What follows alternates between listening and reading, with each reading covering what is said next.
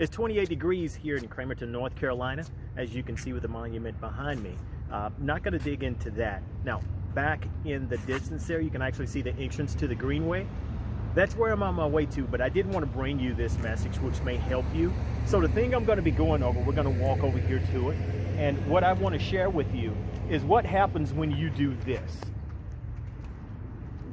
You have your key to your car, and of course this is a 2012 Mercedes-Benz C250. Now you may have an S-Class, most of your Mercedes, your key will look the same, but what happens when you simply go to unlock your vehicle, and of course it doesn't react with your key remote, so therefore you can't get inside the vehicle by simply pressing the key fob itself. Now you do have what is called a valet key or an auxiliary key, which is actually placed inside, which gets you in the door.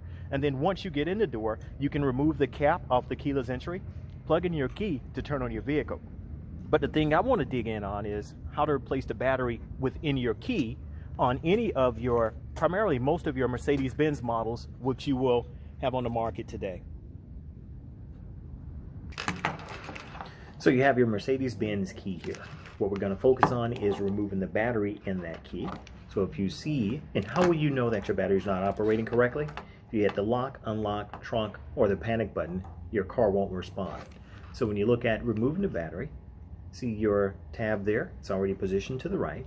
So all you're going to do is take it and pull it to the left, or just slide it over to the left, or my left in this sense. That will allow you to remove your key blade. Now once you have your key blade removed, this is actually very important, because you're going to take your key, whereas you would insert your key blade here, just take your key, flip it over. So you'll see the insert there. Take your key blade, insert it into the opposite area. So there again, key blade's inserted. Take the key blade out, flip your key, and you're just going to take it and insert it on the opposite side of which you just took your key blade out. Now once you take it and insert, tab, this pops off. Now this was just positioned on the back side of the key, so that pops off, which exposes the battery. Once you have your battery exposed, that's very easy. You can take a flathead screwdriver or some sort, such as I'm using here, and just take it and insert it on the side of your battery to take that out.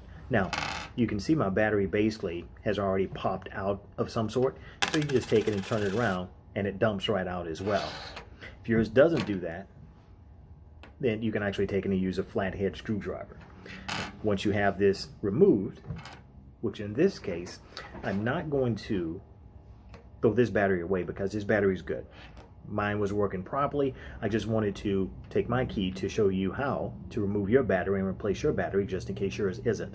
So I'll take it, and you can see the positive.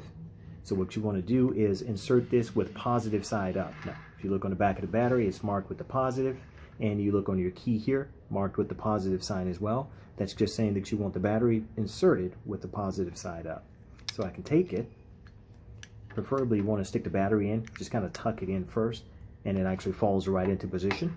Now, once I have that into position, I can come back, I can grab my tab, which is for the back of my key, go ahead and insert that, and my key is assembled back to normal. Now I can insert my key blade and everything's ready to go. So when I walk out to my car, you've got your lock, you've got your unlock, you've got your trunk remote, and you also have your panic, in which now should operate correctly because you've just changed your battery. And I'm going to go check mine because I think I hit my trunk remote by mistake, so my trunk's probably open.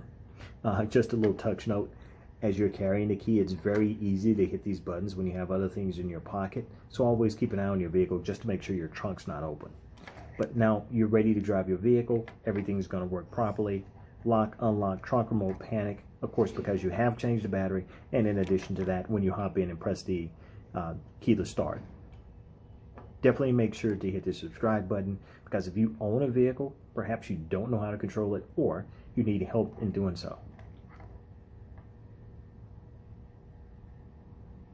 Push, back of the key pops open. Now once you're there, you can use your fingernail if it's long enough. You can also use anything that will allow you just to dig into the key itself to get just inside the battery. And just in case you're wondering, the battery that you're using is a 2025. This just so happens to be an energizer.